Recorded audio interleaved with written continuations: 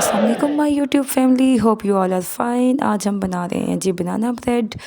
तो ये मैं बना रही थी अपने हस्बैंड के लिए, क्योंकि आजकल उनकी पोस्टिंग इस्लामाबाद में है, तो वो उन्होंने साथ लेके जानी होती है ब्रेड ना, ताकि वो डेली जब उनको भूख लगे कुछ ना कुछ खा सकें।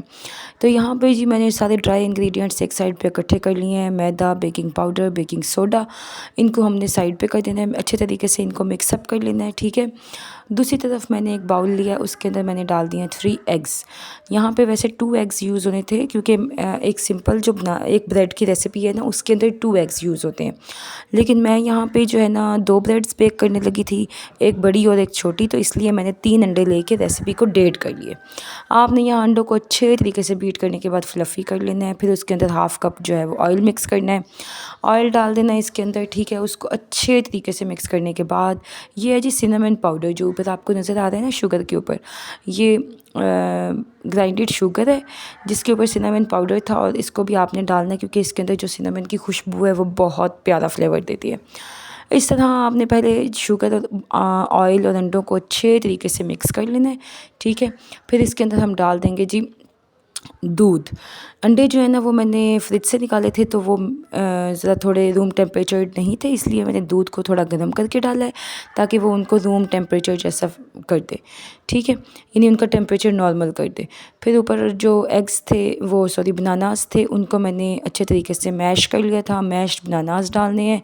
फिर थोड़े थोड़े जो है ना ड्राई इंग्रेडिएंट्स जो आपने साइड पे रखे हुए थे वो अंदर डाल के इसको मिक्स करने जाना है।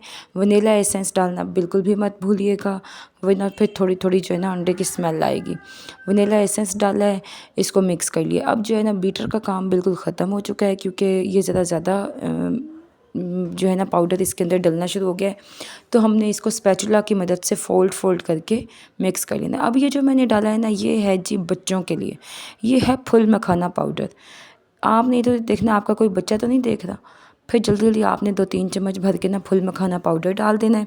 फुल मखाने ना मैंने रोस्ट करके, तो उनको जो है ना पाउडर बना के रखा होता है, वो इस तरह की चीज़ों में मैं डाल देती हूँ जिसमें बच्चों को पता भी ना चले और वो खा भी लें। अब ये छोटे वाली ब्रेड जो थी ये बच्चों के लिए बनाई थी, इसलिए मैंने इसके अंदर फुल मखाना पाउडर भी डाल दिए, ताकि घर वाले भी खाएं और बच्चे भी खाएं, तो वो बड़ा सेहत के लिए जो है ना अच्छा होता है। बहुत विटामिन डी का नेचुरल सोर्स है, ठीक है। तो आपने भी ऐसे ही बना के रख लेना है, जिस जिस जगह पे लगे ना कि बच्चों को पता नहीं चलेगा, आपने खामोशी से वहाँ डाल देना है।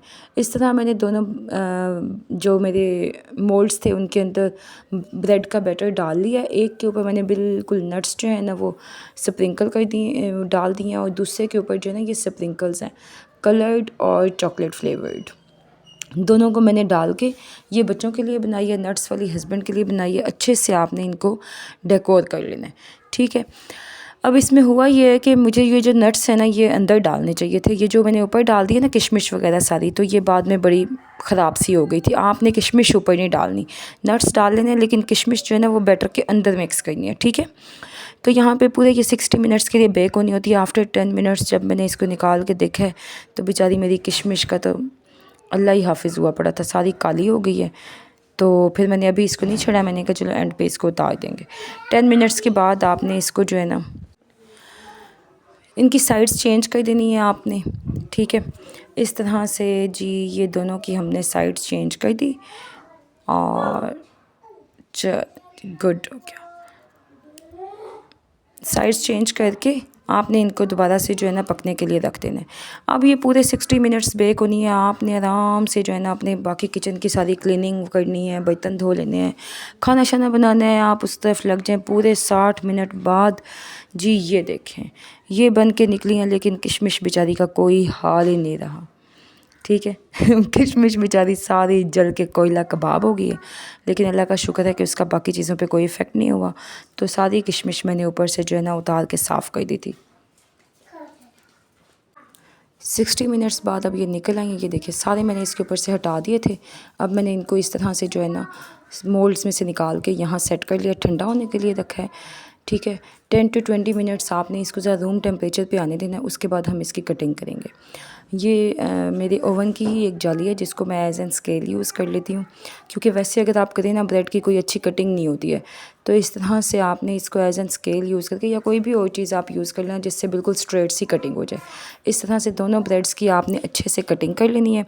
और ये एक ब्रेड से ऑलमोस्ट 16 प्लस जो है ना वो पीसेस निकलते हैं, ठीक है।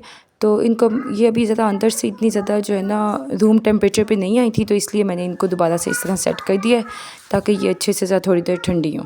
ठंडी होने के बाद आपने इनको जो है ना वो किसी एयर टाइट बाउल में या बॉक्स में बंद करके आप रख सकते हैं। ये 5 to 6 डेज़ बिल्कुल ठीक रहती हैं, ठीक है।